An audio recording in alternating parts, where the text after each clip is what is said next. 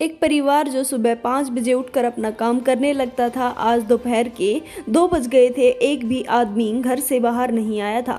लोग पड़ोस वाले यह देख रहे थे कि आखिरकार इनके घर में ऐसी क्या बात हो गई कि कोई भी अभी तक नहीं उठा है, ना ही कोई बाहर आया है।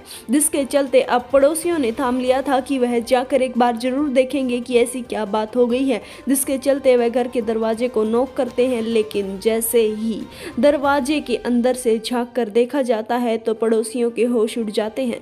नमस्कार दोस्तों, स्वागत है आपका हमारे YouTube चैनल में। बता देना चाहते हैं, एक बड़ी घटना निकलकर सामने आ रही है। दोस्तों, घटना इतनी भयानक और इतनी खौफनाक थी कि वहां पर जिसने भी इस घटना को देखा उसका दिल दहल उठा। दोस्तों, इस घटना के अनुसार दोपहर का समय था जब पड़ोसियों ने घर में झांक कर देखते हैं। जैसे ही घर में झांक कर देखा था तो चारों तरफ खून ही खून बिखरा हुआ था। 3 लाशें बरामदे में पड़ी हुई थी, जिसके चलते पड़ोसी काफ़ी घबरा जाते हैं। वह गेट को खोलने का प्रयास करते हैं, लेकिन गेट अंदर से बंद था, जिसके चलते पुलिस को बुला लिया जाता है। पुलिस मौके वारदात के ऊपर पहुंचती है और गेट तोड़कर अंदर घुसती है। जैसे ही गेट तोड़कर अंदर घुसा जाता है तो देखती है एक के बाद एक 8 लाशें घर में बिखरी हुई थी, जिसमें से 2 लाशें एक कमरे में, दूसरे कमरे में 2 लाशें और बाकी की लाशें बरामदे में बिखरी हुई थी।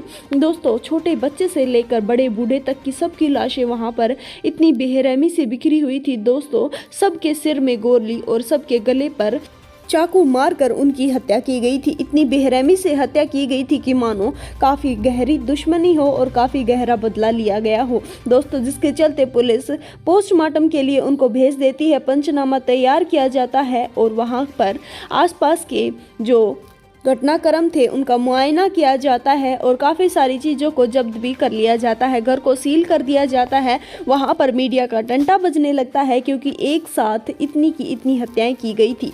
लेकिन दोस्तों, आखिरकार की तो वह हत्याएं की किसने? लेकिन घर में एक आदमी ऐसा था जो अभी तक जीवित था। दोस्तों, जिसमें एक लड़की का नाम निकल कर सामने आता है। उस लड़की से इसके बारे में पूछताछ की जाती है तो लड़की एक बात में ही सारी कहानी बता देती है।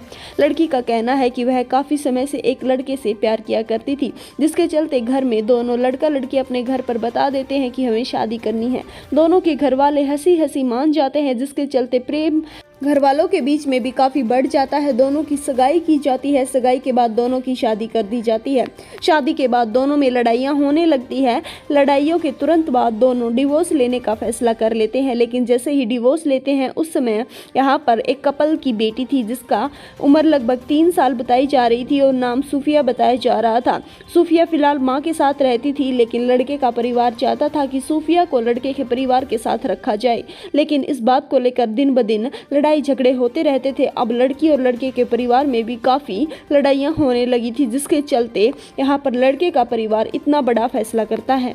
लड़के का परिवार अब अपने दिमाग में यह बिठा चुका था कि किसी भी हालत में उनको सूफिया को अपने घर पर लेकर आना है, जिसके चलते लड़का रात में उनके घर में घुसता है और एक के बाद एक 8 लोगों की हत्या कर देता है। हत्या करने के तुरंत बाद ही वह मौके वारदात से फरार हो जाता है। दोस्तों, यहाँ पर लड़की का कहना है कि मेरी तरफ से यह थ्योरी है, बाकी एक बार आप जांच पड़ताल इसके बारे में करके जरूर रखें। और इसके साथ साथ वह परिवार वालों के खिलाफ FIR भी कटवा देती है। दोस्तों, जैसे ही लड़के से पूछताछ की जाती है तो पहले से तो वह मना करता है, लेकिन उसके बाद टूट जाता है और सारी सच्चाई को कबूल कर लेता है। दोस्तों, एक बच्ची के लिए इतना बड़ा खूनी खेल खेला जाता है जिसमें 8 लोगों की हत्या हो जाती है।